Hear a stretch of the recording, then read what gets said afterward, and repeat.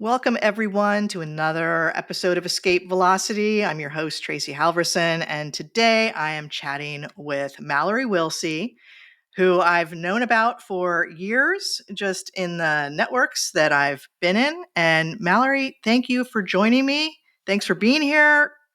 Tell everybody a little bit about yourself. Hi, Tracey. It is awesome to be on this side of a podcast mic for once. I am the host of the Higher Ed Pulse podcast, an award-winning podcast on the Enrollify network. And I'm also a consultant in the higher ed space. I help brands build authority through market presence and influence. And we're definitely going to unpack what that actually means, I am sure, during this podcast. Well, thank you so much. I've just watched what you've been up to over the years and kind of seen your journeys through different, working with different media platforms and organizations. And you've definitely, created an arc for yourself. You've made some pivots and some changes. And when we were chatting about this, one of the things that you started talking about was, not waiting to be invited to a seat at a table. And I just want to start there because as women in business, right? And just tell me more about when did you realize that was something that you needed to really embrace? Yeah, that's a great place to start. This idea of women in leadership is one of those hot button topics for me. It really always has been, especially because most of the rooms that I've been in, whether I was early career or at my last role, like I never always felt like those rooms were built for me. And I often looked around and I felt like or visibly saw that I was one of the very few women in that room and often the youngest person in that room, which is a whole other topic. And I think that for me, maybe the metaphor that resonates most is building the stage that you want to step onto, because I grew up as a theater kid. Broadway is my most expensive habit, and I'm also a fitness instructor. And so this idea of being able to step onto your own stage and give yourself a microphone is kind of what drives me, when I wake up every morning, right? What is the stage I'm going to step onto today, and what am I going to say into that microphone? And I always want to make sure that it's, that I'm saying something that is going to have an impact, right? And I take that idea of creating that stage and putting the microphone in front of me really seriously, because words really matter. This is a tough time that we are in right now, just in general in life, post-pandemic and politically, and all these things in our industry that are happening, right? And so every day feels serious, and maybe more serious than the day before. So it is so important, I think, as young leaders, as female leaders, that we just we just stop waiting for people to hand the mic to us, build our own stages, and just kind of take control. Yeah, I agree.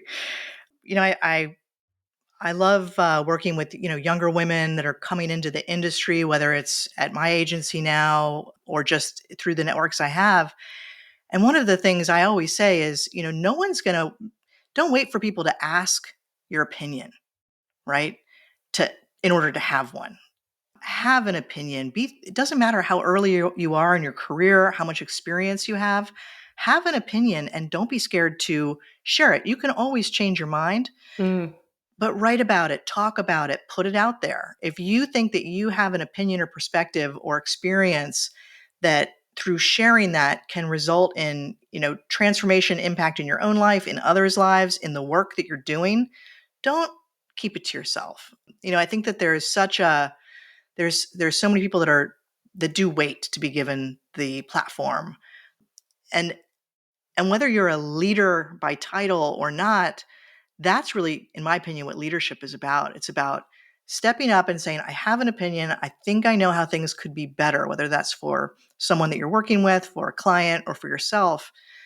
So I champion that. I think it's scary, right? It's very scary to put yourself out there and express those things. How did you overcome some of that fear? What did you encounter moments in your career where you were like, Oh, God, is anybody listening? Is this mattering? What am I doing this for? Yeah, yeah, that's such a good question, and so I'm having these two competing thoughts, and only one thing can come out at once. The first thing I'm thinking of is the tenets of storytelling Hmm. and how conflict is a tenet of telling a good story, right? Yeah. There is no good story if you don't have some level of conflict. And in fact, you probably have to have a lot of conflict in order for a good story to be made. Yeah. Right? Pixar, Disney, like this is core. And and so having an opinion, and I say this as somebody who loves to avoid conflict, do not get me wrong, but like having an opinion can generate some conflict. And Yeah. that is actually far more interesting and engaging and attention grabbing than not, right? Than the opposite.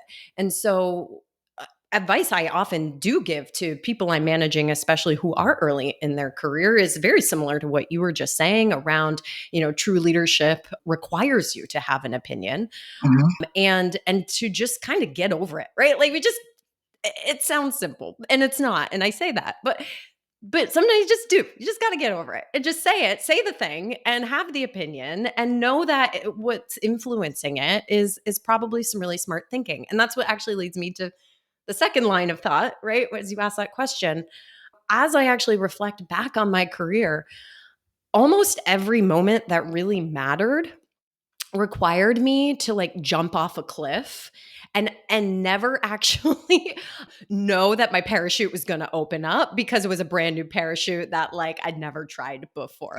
So every time I feel like I had this really important moment that pivoted my career or helped me achieve the next thing, it was because I at least trusted myself that I think I strapped the right parachute on for that jump. Yeah. And that comes back to the point of having opinions, because oftentimes jumping off that cliff required me to have an opinion where I Mhm. actually didn't know. I didn't have the ability to gather all the data to inform that opinion because I was doing things that had never been done before. And so sometimes it's just, again, maybe it comes back to trusting yourself and building that own stage for yourself.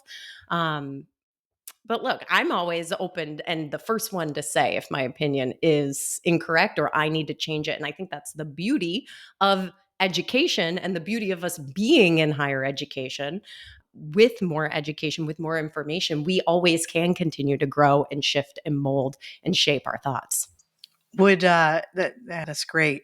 Would you consider yourself a one of those, lifelong learners? Are you always looking to learn new things, or are you a curious person? Yes, a hungry and curious person for knowledge. We were talking about my alma mater, St. Michael's College, right before we hit record. And, I really credit that institution with fostering that drive to learn. I am such a fan of the liberal arts. I think that the kind of the core things of learning how to learn and how to think are so important and just are increasing in importance every single day. I think I just saw an article over the weekend that one of the leaders at one of those AI companies out there, I don't know if it was ChatGPT, but one of them actually came out and said the biggest skill to have right now as a young person is learning how to learn. So I think that the world that we're in, it's necessary. And I guess I'm lucky that it's something I always hunger for. It's not something that I have to force myself into. Yeah, it's there's such a it's a paradox really, because I think as humans we look for certainty, we look for safety. We're wired that way, right? If the cave's not collapsing, like, we're going to stay in the cave for our Yes. shelter. But then there is this curiosity for knowledge and learning and change. And also then conflict happens, right? There is no certainty in life, and change is inevitable. So whether that's a change that you brought on because of your curiosity or your experience, or it's brought to you by just life, there's really no such thing as just rinse and repeat, and for whatever reason, I think that we start out our lives thinking, well, we're going to get to a certain point and then it's all going to be, we're just going to be fully formed. And then it's just, we get into, the process of living our lives and it's smooth sailing. And it couldn't be further from the truth, unfortunately. or fortunately, right? But that's kind of what life's about. And for me, it's always been important to keep learning because that's how you keep growing and Mm, changing. And it's so easy for people, I think, to just kind of stop and say, well, I guess, this is it.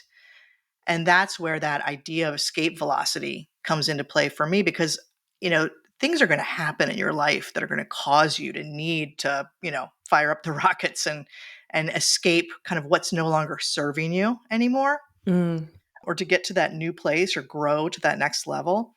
But I don't think it's very easy for people to know how to do that.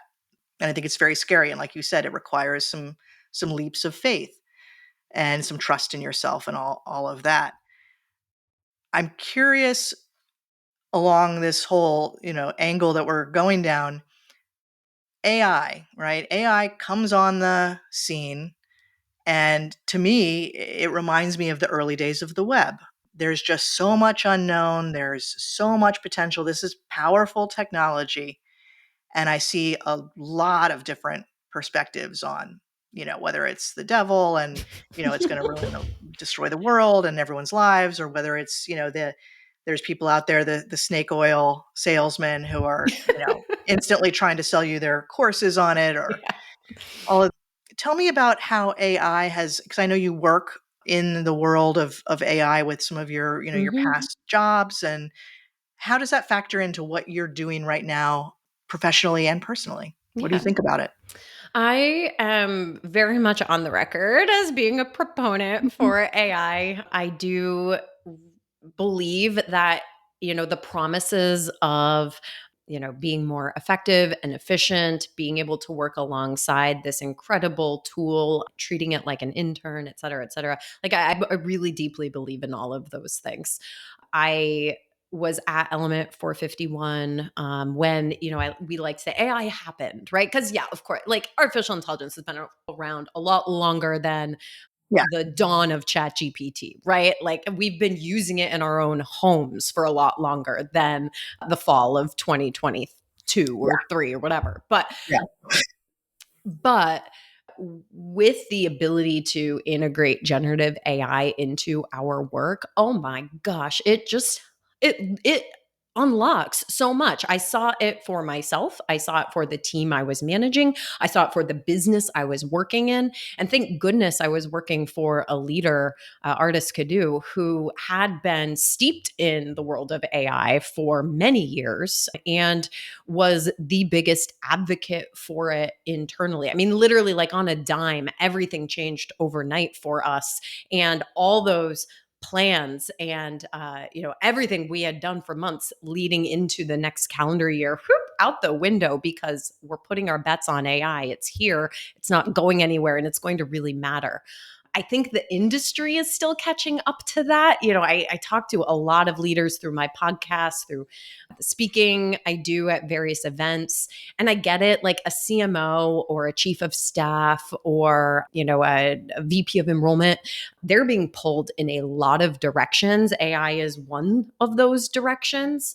But I think that when we see the clear examples, and I point to Forsyth Tech Community College and President Janet Spriggs as a shining example of this quite often, because when we see these clear examples from early adopters with top down leadership where they've created a community among their organization that experimentation and usage with AI is welcomed and championed, not something that you have to hide.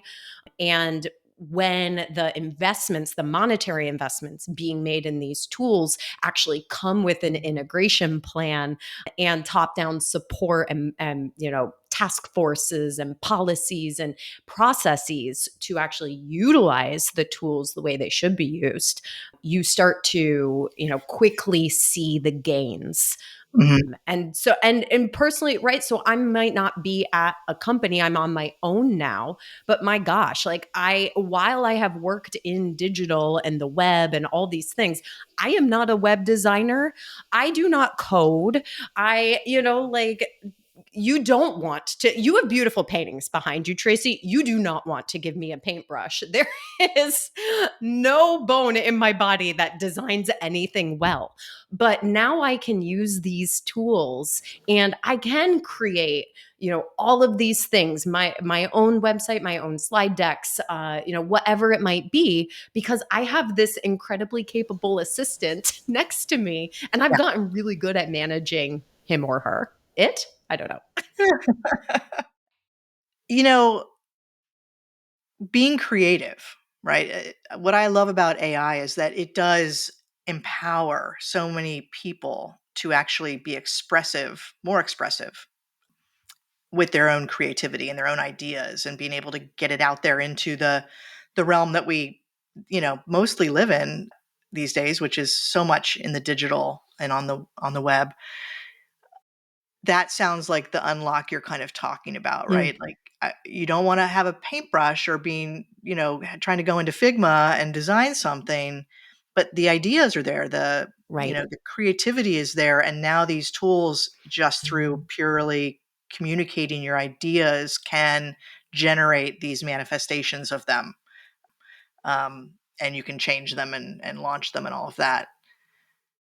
It's It incredible. I am in awe of what AI allows me to do every Mhm. single day. Do you when you're working with clients, where do you see the biggest obstacles most often? Is there a reoccurring theme, in terms of them reaching that escape velocity in how they're adopting AI or using it? Is there a common barrier or a set of common barriers or blockers that you see?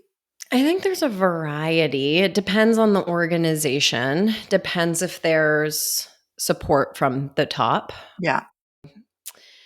but time Mhm. is, maybe not surprisingly, but time is the biggest barrier because and people get in their heads about it. AI moves incredibly fast. We know that. And so every day that we feel like we're falling behind on AI is like exponential, right? More so than maybe some of these other innovations that have happened in the past. And so then we get stuck in that and more days go by and then we feel like we're even farther behind and that we have this, massive AI mountain now that we have to climb. And so I think that paralyzes Mhm. some people, and so time is, I think, the number one thing that I see kind of across the board, because people recognize, all right, well, like, I don't have any time, but I need to go put time into learning this thing. And I go back to that CEO at Element 451, who I think for me, the biggest unlock around the time barrier was when he pulled up a cartoon of a bunch of people dragging a cart with square wheels on it, right? We know how long that's going to take to drag that cart. And then the Yeah. person standing in the back is holding the round wheel and saying, "Hey, just I got it. Just switch them out, switch them out." And everybody dragging the cart is like, "Sorry, we don't have time to do that." Yeah. Right? That like unlocks everything in my brain. I'm like, "Oh, you spend 2 minutes switching out the wheel and then you are running to the finish line 30 seconds later." Yeah. Got it. So, I try and use that example because I think it illustrates the point, but yeah. No, I think it's great, and it does take some. If you don't have someone at the top or that can really usher in the wheel swaps, I think it's overwhelming for organizations to try to understand, because it's not like one wheel. It's not like Right. you just swap all four wheels out with the round ones and you're off to the races. Every organization's different. Every need is going to be different. So where do you start to replace the wheels? Right. In what roles? What's the expected, transformation that you want to see, and how do you empower your team to like take that and run with it? And how do you help your team understand that they are not the wheel? The Right. tool is the wheel, right? And you're not swapping them. You're helping them Yeah. because, yeah, it's true. AI is going to automate and replace jobs. It just is a fact. But there is an art to leadership where we are at in this moment to help our teams understand that it's not replacing anybody today, most likely. And it is going to help them, exponentially get more things done, or at the very least, be able to do the parts of their job that they hopefully enjoy the most. Yeah. Yeah. Yeah. I really appreciate not having to sit and edit things and Oh, proofread and, bless. hunt and peck for little bits of copy that I need to put together, in a proposal or whatever it might be. Yes. So a lot of time savers. And one of the things we did early on was just make sure that everybody on the team had access to these tools. And we started doing, lunch and learns, let's Mhm. share, what's everybody, be playing with it, use it in your free time. Here's how I'm playing with it. Here's how I'm using it at home. On the last podcast, I was talking with Christina Melito about one of the biggest wins for me was using ChatGPT to help me fix a pepper grinder. I used it this weekend to help me fix a receiver because some of my wires had come unplugged and things weren't working right. And so Yeah. I was about to start pulling my hair out and getting really frustrated. And then I thought, oh no, I'll just take some pictures and give it to ChatGPT. And sure enough, it was like, oh, well, you need to plug this in here and do that and Yep. change the settings. So I was like, thank you. Mhm. I So, I had a friend who had something hanging down from the bottom of her car. I still don't really know what it was, but I took a photo of it yeah. and sent it into ChatGPT. I was like, what's going on and can she drive her car?" And it was like, "Yeah, it's fine, but I don't know anything about cars, right? But I could at least let her get behind the wheel and feel like, okay, you can leave my driveway and your Yeah. car's not I going to mean, blow up." it's such a powerful technology for so many different things. Your car metaphor was just, or your car story was just making me think about something. I think that there's real fear out there too around the environmental impacts, the ethical use of these tools, and I know that that keeps a lot of people Mhm. from engaging with them because they've kind of just written them off as not good for multitude of reasons. What are your thoughts on those sides of AI? I mean, I'm getting on a plane tomorrow. Like, there's an environmental impact to that as well. Yep. We're recording this on, using technology and Yeah. electricity. And, I at least drive an electric car. Is that my offset? I don't know. I don't mean to be like flippant about the environmental component, because I did stop saying thank you as a standalone because of the education behind how much, that in and of itself, if everyone could just stop saying thank you to ChatGPT, we'd be saving a lot of trees. But Yeah. I think that if we are going to stick our head in the sand on a very powerful and innovative new thing that is going to like reshape our world, we can't stick our head in the sand. It's going to happen either way. Yeah. And there's a lot of things in this world that have poor environmental impacts, and we choose to do them like I still do my 2-day shipping on Amazon. Like, and so I it's all Yeah. it's all about balance, right? It's all about balance in life. Well, I know, and with every big change, there is a negative. I mean, Right. with the Yes. Industrial Revolution and major advances in our world, in our society, have come at a cost. And obviously, we're more aware of those costs right now and the damage that is being done. My hope is that this technology will help us conquer some of those things. Absolutely. That's my hope, is that with this technology, we'll be able to make faster advances around clean energy, around food production, around equity for the world. So Mhm. I kind of am putting my eggs in that hope basket for the technology, because I don't see anything else really on the horizon that might make as big of an impact. But I think that also, like, AI is not going to solve our biggest problems all by itself. It's sure Yeah. it's giving us massive computing power, massive, ability to analyze data and crunch numbers and spot things that we couldn't normally spot much faster. But there's a great book called The Medici Effect, and it talks about how innovative ideas often come from very random, experiences and ideas. One of the stories was about architects who were they were trying to build affordable housing in like a sub-Sahara environment, and they needed to deal with the issue of heat and air conditioning, but they couldn't put, for cost and environmental issue and all that, they couldn't deal with they couldn't manage to figure out how to put in air conditioning and keep this housing cool. So they brought in people who were studying termite nests in that same environment, and through the collaboration of all of these different people with different experiences and ideas, they came up with a fantastic solution based on how termites handle cooling in their nests or whatever you Hmm. call it, giant termite hive. And that I always think about that, because I do think that that's where AI is not going to. It's never going to have a lived experience. It's never going to have its own story to kind of bring to the equation. And we need to use it as a partner, but we still need to rely on our own human experiences and creativity, I think, to solve big problems. I have written that down, Medici effect. I need to go read that. The idea of how to innovate is very top of mind right now for me as I'm getting on a plane tomorrow to fly to a conference and to give a keynote on innovation. And so if anyone's listening that like is really interested in this topic, I would add to your book recommendation Larry Keeley's 10 Types of Innovation.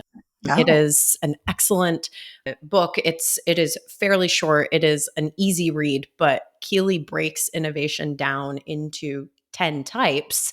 And actually your example illustrated his framework in that oftentimes the best ways to innovate are by taking ideas that seemingly have nothing to do with the challenge that you're solving and pulling it in, right? Like the termites in your example. Keeley gives us a framework of 10 different types of innovation so that you can actually put a little bit of process around this notion. But, like think about like when Dollar Shave Club started and, this idea of a subscription payment model to razors, right? Razors always a very different type of cost model in the stores, right? A dollar subscription comes out and says, no, we're taking the subscription payment model and applying it to razors. And people are like, you're crazy. And then Dollar Shave Club blows up and gets bought by Gillette. And, they are doing really well for themselves right now. So, right. But it's like, it's that idea of it. So sorry to go off on that little tangent, but like I said, super top of mind. And I find this idea of how to innovate really interesting. And I think a lot of people want to innovate. Um, but either maybe don't trust themselves to step on their stage and do it. And this, like, I always love a framework, right? I always love a framework because it puts some organization to thoughts. yeah. And so that's a really good one that I've found. How do you how do you foster that in your own life? I mean, obviously, eh, you can't just sit at your computer and do your work and not be feeding yourself and your own creativity and your own ideas around innovation. And certainly the second part to that question is, diversity in the team that you might be collaborating with. But how do you do it for yourself? Because obviously, you know, I think there's a risk, right, that we might stop fueling those engines, for Mm. lack of a better idea.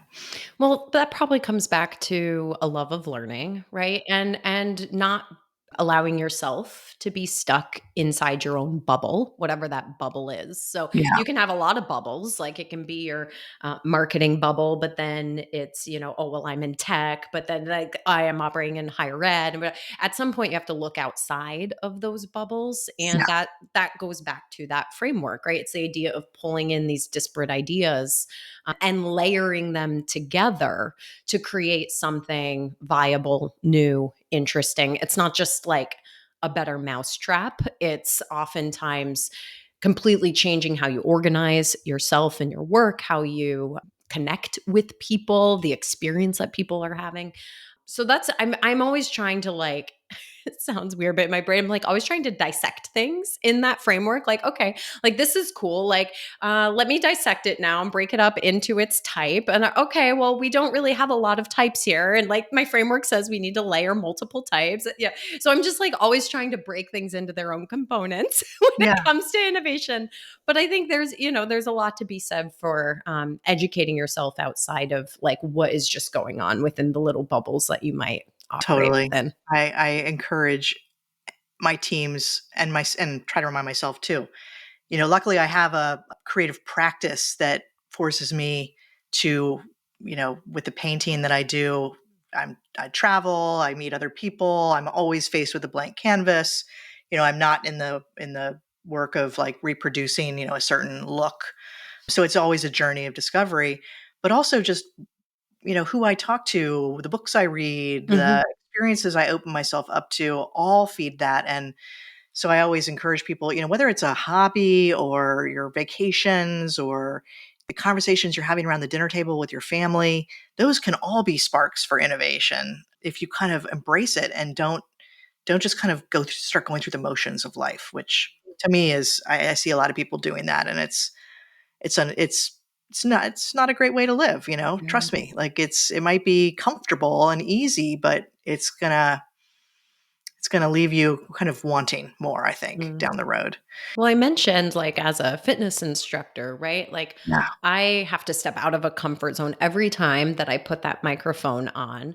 And I think that has had definitely I mean, it's certainly had a positive impact in my life, right? Because it's exercise and all these things. But like in my work life, I have often felt like that, for me, teaching a fitness class is my creative side of my brain, right? Yeah. So if you pick up a paintbrush, like I put on a, hype playlist on Spotify and tell people to tap back and do like, elbow presses. But for me, that like unlocks things in my brain that like I often felt when I went back to my desk after coming from teaching a class. Like I was opening my brain up Yeah. in different ways. And music has always done that for me. Yeah. But there's just something about like it's another cliff that you're just jumping off of every every time you start a class because who knows what's about to come out of your mouth as much as you might prepare, like anything can Yeah. happen, so it's been great training. Yeah, I mean, I love that. That's great. I wanna know what your Spotify playlists are for. Ooh, Mallory Willsea, you can just look me up and you're gonna get all sorts of K-pop, Great. EDM, Alright, alright. rap. Yeah, I mean, music is such a great motivator and inspirational sort of space, and I love, music is one of the only art forms that you experience in time. Mm, And I love the way I think it changes the way I think about time and experience time in such a profound way. So mm, I love all kinds of music, but I especially love that you have to experience it in time. yeah.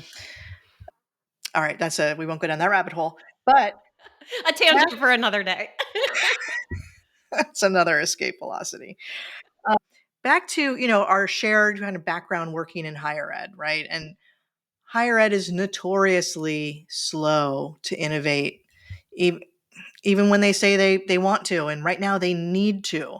And there's so many headwinds facing that industry from all different directions. What's your advice to people who are working in higher ed, especially in like the marketing or enrollment side where the bucks really stop, literally, who are facing all these headwinds, know they need to innovate and take a lot of risks, but they're in this environment where it's so traditional, so Yeah. conservative, so slow to adopt. Where have do you have advice for people in those teams, or have you seen some successes? Yeah. It is really hard, right? It is such a challenging time right now, and I think we're in a industry that's shrinking, not growing. More schools are closing their doors every day than, new ones are opening, and I think we have to recognize that is the moment we are living in. 10 years from now, uh, if a person listening right now works for a college or university, 10 years from now, that college or university might no longer exist. And there's a lot of reasons for that. And some of them are good reasons. Like the market does have to adjust to the demand. Right. And we are in a different place than we were 10, 15, or 20 years ago, with different, demographics.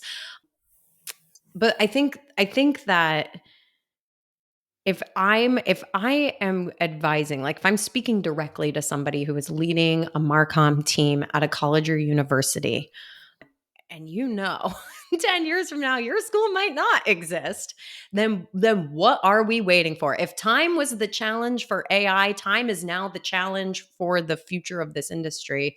And like you said, taking a risk, it might be challenging because of the conservative environment you might be in, or the willingness to innovate around you. But there's got to be little ways that you can find it in your day to day.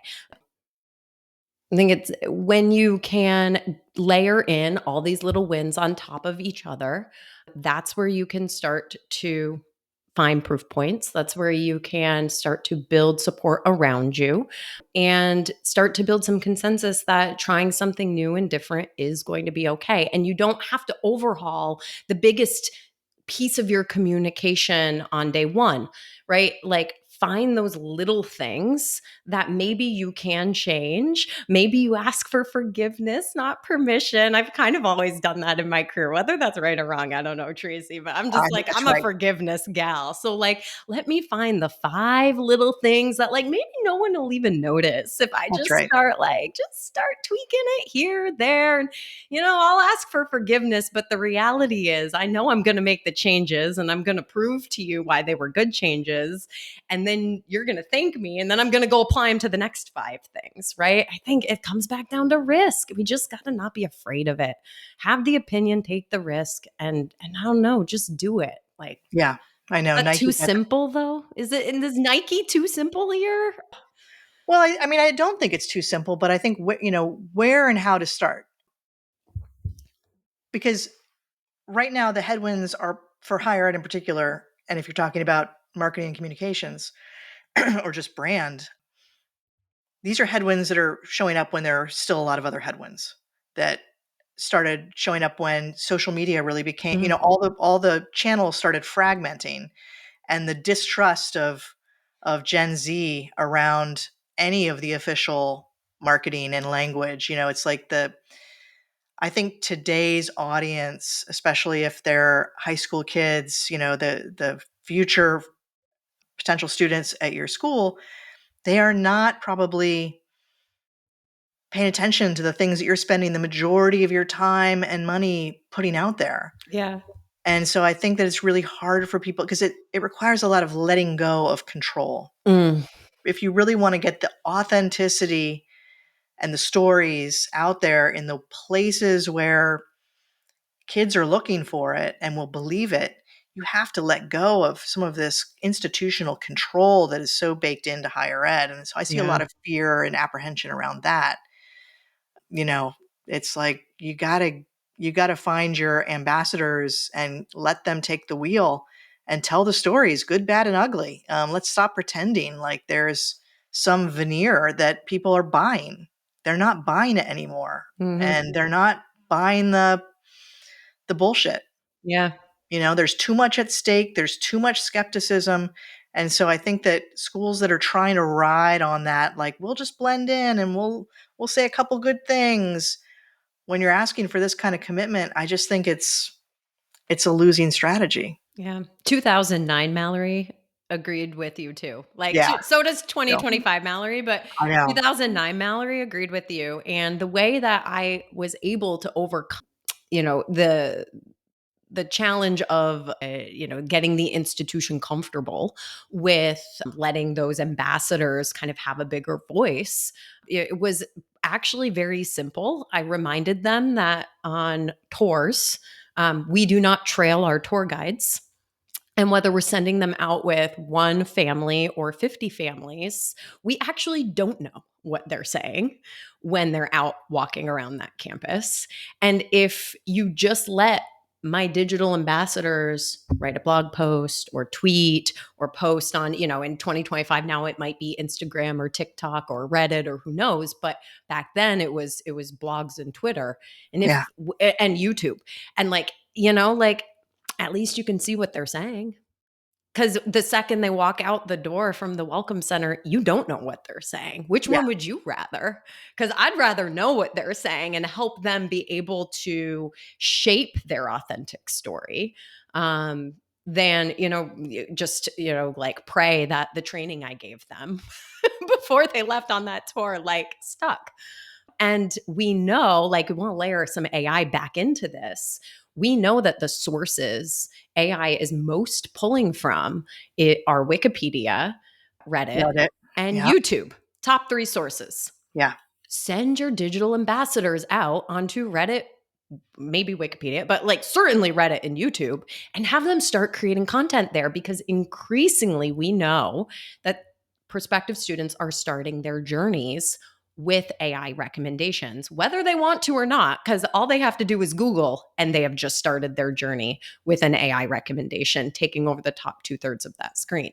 Yeah. So, all to say, right? Maybe this is the one thing that like that Marcom leader can just kind of slide in there because you can start to see how the impact is going to like get exponentially bigger and bigger and bigger now that AI is pulling from these sources. Yeah, absolutely. And I think that that does require, letting go of control. Mhm. But what I always say is, well, while you're not out there empowering your ambassadors, the people who are excited to talk about this place and their experiences there, and who want to engage with the prospective students in like a human one-on-one way. I mean, those prospective students want to be seen. Yes. They Yes. don't want to be fed a bunch of polished marketing materials. They want to feel seen too. So if you're not doing any of that, trust me, the naysayers are out there Yeah. and you can't control that. So at least be putting out the positive experiences and thoughts and get away from. And then sure, like if they end up at your website, make it a really great experience, make it Mhm. feel like no other. I think there's so much fragmentation. It's like, where do we put the facts and the things that people need versus these feelings, these gut instincts, these senses of this is a good place for me and my family can afford it, or Mhm. and I can get the aid I need, or and I'm going to be in a community that feels right for me and get the education I want and maybe the job I want. It's just, I think it's so complicated, but it's so important too. Yeah. It's such an important place, and I just hope that enough good ones can survive and keep fostering this lifelong learning and education that we need in our, you know, in our Yeah. in our people. And it's not just the 17-year-olds graduating from high school, like the number of adults that have some college but no degree is a much larger pool to pull. Adults returning to education at the undergrad level is significant. And so an institution that maybe historically served a more traditional undergrad population, if we're not already starting to think about the other populations that we can start serving to overcome some of the maybe financial challenges that are alongside this demographic cliff that we are sitting on, right? Like the time's today. If we haven't started thinking about it, the time is today to start thinking about it. Yeah. Yeah, and I agree too. If this can be from the top down, even better, because then you've got leadership Right. that's behind this Yeah. and is empowering their teams to take this stuff and run with it and not be afraid Hmm. of, and not be completely limited in what they can do. Yeah. But it's tough. It takes quite a leader these days, I think, Yeah. in And higher ed. it's a full organizational challenge, not just a Marcom one, of course. Right. And that goes Yeah. without saying. Yeah. What else would you, if you could go back and talk to younger Mallory, um, Hmm. what else would you advise her on? or remind her about? I think I would remind me to not be afraid to say yes to things Mhm. that seemingly come from nowhere. Like just land in your lap. Say yes to the things that land in your lap, whether that's an opportunity to network with somebody that, we go to a conference, we walk into the lunchroom and we look around and everybody looks the same. Our eyes are wide and we're like, oh crap, where are the people I know? Because now I'm in a lunchroom Yeah. and I feel like I'm in high school again and I got to go find a table of people I know. No, go sit down at the table full of people you don't know, because that's the person that you might need to meet that day that's going to completely change your life, right? Do the thing that feels uncomfortable and just say yes when an opportunity lands in your lap, because you just never know where it's going to go. And as I think back, and as I know that there's been times I've taken that advice and times I've regretted not taking it, but I've never regretted doing it, right? And Yeah. so there it is. Yeah. I think that's great advice. It's great advice for anyone. It's advice I definitely have lived by when things have felt the most terrifying in terms of like what's coming next. I've just so you can't worry about that, but there will be no next if you don't say yes to the universe. And that's kind of how I phrase it. It's just whatever the Mm-hmm. universe decides to present, because it will if you're looking. And if you go out or you engage with the world, it's going to present these things, these gifts, and you won't know if you don't say yes. And if I think about most of the good, great things in my life along the journey did come from saying yes. Yeah. And nothing good ever came from sticking my head in the sand And saying and just no.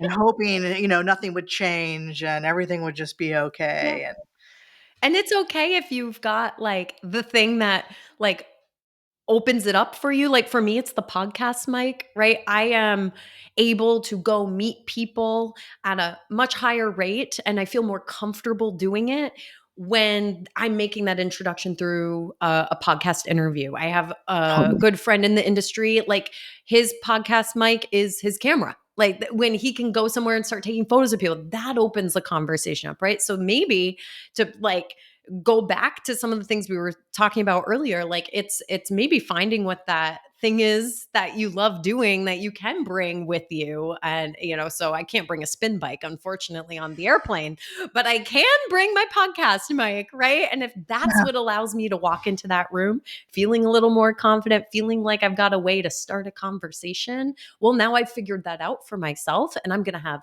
20 times more conversations as a result than I would have otherwise. Yeah, totally. The one of the most fun things I have done in my career and life is to start this podcast for Mm, exactly the reasons that you said. It gives me a reason to reach out to people that I'm just curious about. yeah. And then I think we're going to have a good conversation. There might be brand new ideas that come out of this conversation, or just in the exchange of the conversation, that might be helpful or interesting or useful to someone else. I don't know. I don't have a set plan or framework. There's no agenda, and that's what I love about it, Mm, because you just never know where the conversation's gonna go, and I think it does also go back to curiosity, right? I think we can get so insecure, always thinking about ourselves, what are other people thinking about us? And, nobody's thinking about us, except ourselves, yeah. 90% of the Sorry to time. say it, but yeah. So number 1, remember that. You are the one that's spending all the time. And number 2, you know, it's a gift to be curious about other people. Yeah. It's always I hate it when I do reach out to people and they're like, "Oh, I don't think I'd have anything interesting to share." I'm like, "Are you kidding me? Everyone has something interesting to share." Everyone does. And it's just like that's the art of conversation. That's why we are human, is that connection that we all want, and it's with other humans, and we're not built to do this by ourselves. So Mm-mm. I love that. I hope that anyone listening really takes that to heart and starts their own podcast, or just starts going out there and having new experiences and then writing about them, or sharing, painting, exercising about it, whatever. Like, get out there and just be curious, and don't wait. Don't wait. Don't be scared. What's the worst that can happen? That's it. I do Right? have to remind myself of that all the time. You know, I know when someone listens to a podcast like, and I've fallen in this trap too, it's like, oh, they've got it all figured out. Look, I don't take my own advice all the time. You know, like we are all human. We all make mistakes. We are all just trying our best every single day. Uh, but like nothing bad has ever come of just giving it a go. I've certainly regretted it far less than the opposite. Yeah. I mean, I can't, we will never know, right? We can't go back in time and run the parallel universe track and see how it could have gone if we hadn't done. Low-key Tracey is out there somewhere. Yes, she is probably. I know. I think about all the different, I mean, every decision you make, right? Is there a split? And is there like an alternate you living the Mhm. other life? One thing I would love to ask you about, right? Just, a lot of people might be listening to this or reading it about it and watching and saying, well, that's great. These are two confident women who've gone out there and had success. Easy for them to say. Mm. When I think there are so many people, right, that are coming into their careers, or they've been laid off. I mean, the job market is like a bloodbath right now, and there's a ton of people that are just feeling like, what's my worth? What's my value? Where do I fit? What do I do next? How do I get on people's radars? And I just think, you have sat in a position where people have either gotten on your radars or not. And I'm in a position now where I'm hiring and, having to make decisions about the team. And so I have thoughts on that I think might be valuable for people listening, but I'd love to hear what you have to say about that. Mm. Uh, from both perspectives, from maybe the person who is trying to put themselves out there more, send the email. Actually, that happened to me a couple weeks ago. I got an email out of the blue from someone I tangentially knew from the industry who said she was talking to Jamie Hunt recently, and Jamie's advice to her was just send the darn email. Like just do it. Yeah. And so she did. And then we had an incredible conversation and realized we have all of these things, right, in common, blah, blah. And now she is so on my radar. And she's not job hunting right now. She's very happy in her job. And we're talking, she's in events and we're going back and forth. But like, she's like top 10 on my radar right now, right? Because she just sent the email. And Yeah. so that helped us create this incredible relationship. And now our two worlds can overlap, and the people in my network and the people in her network, like who knows, but 10 years from now, I feel like this is really going to matter. And we're going to be able to help each other in some really significant way. I can like Yeah. just feel the universe is telling me that. So from that side of the thing, like I really think networking does matter, right? And I think that especially if you're in the job hunt, like spending some time rebuilding your network and reconnecting with your network and leaning Mhm. on your network, it comes back to like we are human and we are people and we want to connect with each other. And I think that that's time really valuably spent, because you never know how, right? Like she certainly didn't know I was going to be on a podcast 2 weeks later talking about her, right? But here we are, right? Yeah. So there you go. You never know. As someone who has built teams and had to sift through hundreds of applications for a single role, how do you stand out there? Yeah. I think like a very tactical piece of advice is do the research. And I hope that is somewhat obvious to listeners. But for me, that means understanding the job description and the key points in it. Oh, by the way, AI can help you with that. Mhm.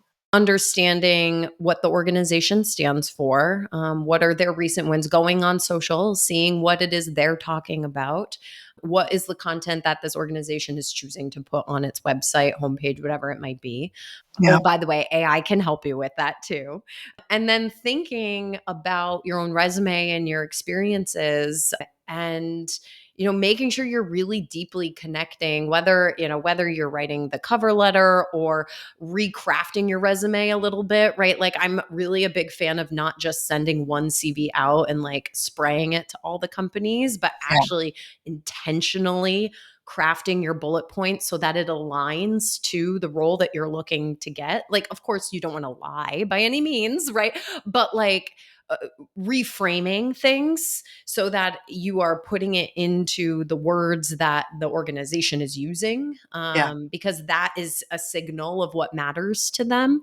It takes a little more time to do that, but it really does. Like, again, as I've had to go through all these resumes and application layers, et cetera, like it does like stand out. Like it really does help. And especially if you don't know somebody at that organization, right? If you can't lean on your network to help you get some sort of introduction, I find the more you can tailor, the better. totally.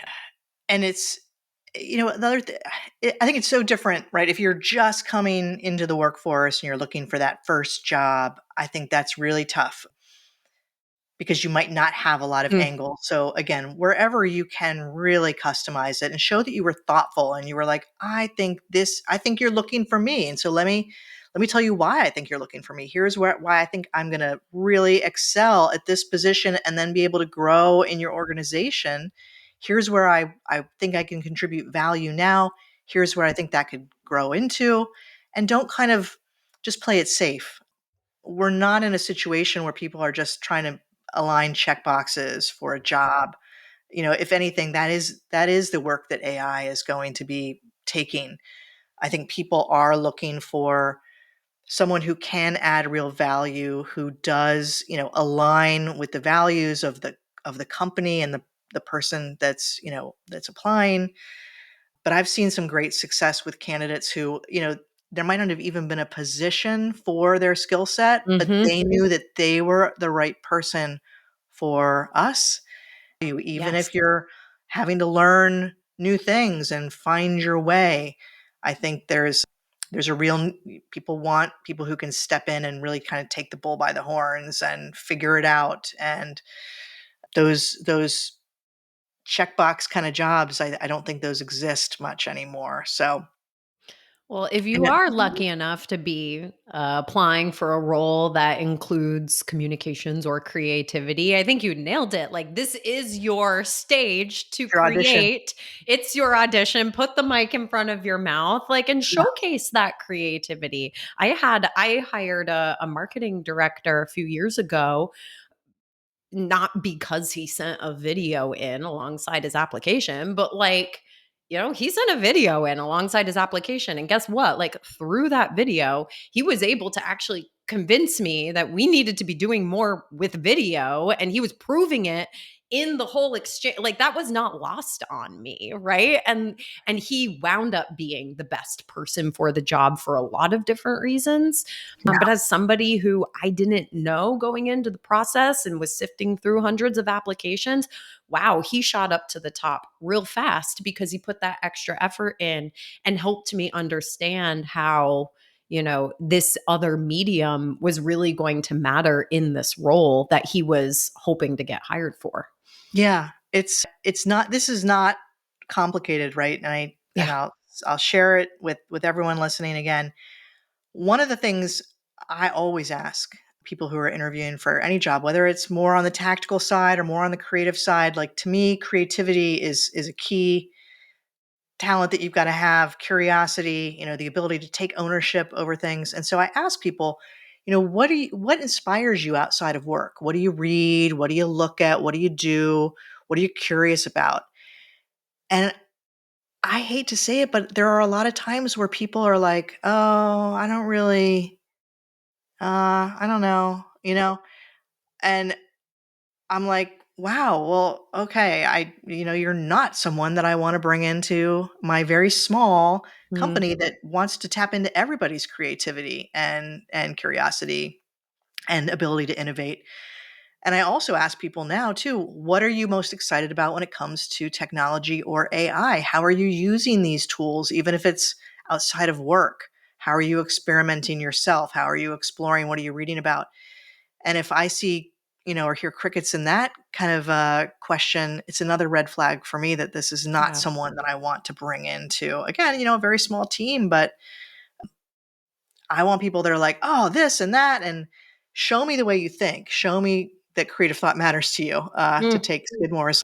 The But hunger for you know, knowledge. It's full hunger for circle. knowledge. Yeah, yeah. It's show it. That's what people. I think that's where I think people are looking. And so if you're not doing that actively, number one, I think do it, because otherwise it's like what, you're living half a life. And there's always time. There's always time to just bring in a little bit of extra knowledge. I know some people are not nearly as fortunate or privileged to be able to carve out that time or have access to some of these things. So I want to just express my Yeah. understanding of that too. Yeah. But there are ways to bring this into your life, even in the smallest, most minor ways, that I think are beneficial for all aspects of life, including the Mhm. job search. Mm. Or the job searches. I mean, again, we're talking about a very privileged layer Yeah. of employment, and I appreciate that very much, and I try to remind myself of to be appreciative of the work I get to do all the time, all the Yeah. time. Yeah. Mallory, any closing thoughts, ideas, messages you want to get out there to the listeners? Mm. Gosh, we've covered so much, Yeah, I can't believe it. We've covered so much ground. I think that at the end of the day, being sometimes the only person in the room that feels like you're different or feels like you're trying something new, like I do understand how hard that is because I have lived that. yeah, And and know that if you are that person, like you actually aren't alone, because there are a lot of people like you. They're just in different rooms currently, but you might have to go find them. But you aren't alone. And so it comes back to community. It comes back to always having that hunger for knowledge and learning, but just try the thing, right? I hope that when somebody stops listening to this episode, that if nothing else, they have been inspired to just try something yeah, that maybe they were afraid to have tried an hour ago, yeah, and see what happens. And yeah. then let us know. Right. And then come find us and let us know.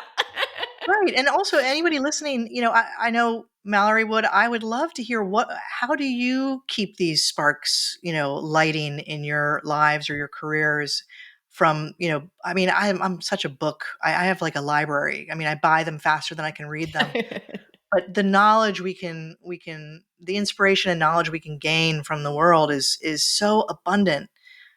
There's all you have to have that curiosity, though. So whether it's going and grabbing a book that we talked about, or I list all the resources that might come up on any podcast on helloadeo.com.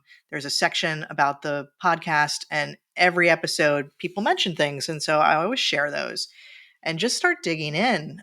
And if you've got some like, wow, this is the thing, I go back to this resource to keep my fire burning and keep learning and keep growing, let us know, because I think that the more we can share that with each other, the better. And in the meantime, get out there, just do it. Don't be scared. Even the people who, it's not easy for anybody. Every time I look at pick up a brush and get to a blank canvas, I will share. I always runs through my head, oh, am I still able to paint?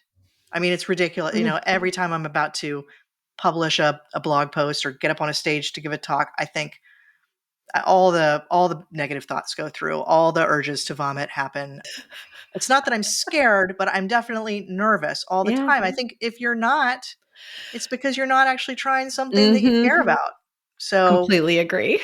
just embrace that. That's why it matters, because it's not going to feel comfortable.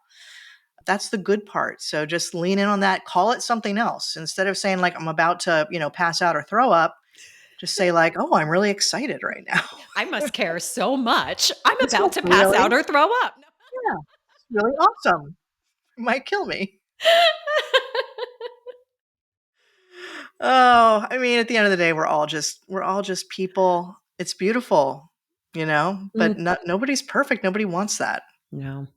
No, and nobody believes it anyway. So, on that note, thank you so much. It was a great Thanks, conversation. Tracy. I'm so excited. I hope your keynote goes great. safe travels tomorrow. I hope you'll be sharing about what you talk about, and just anybody that has an opportunity to work with you, they're lucky and they're digging in the right places. So I encourage them all to reach out to you.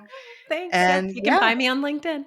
continue on the journey. Yeah, I'll be sharing links to all the places you can find Mallory. But in the meantime, keep having fun, and good for you being on this great adventure. Congratulations on your past successes. And mainly, I just hope it's super rewarding going forward. Thanks, Tracy. It was really great to be on this side of a podcast, Yeah, and I thoroughly enjoyed our conversation and getting a chance to reconnect with you. So I me too. appreciate it. All right. Well, let's do it again sometime soon. All right. All right.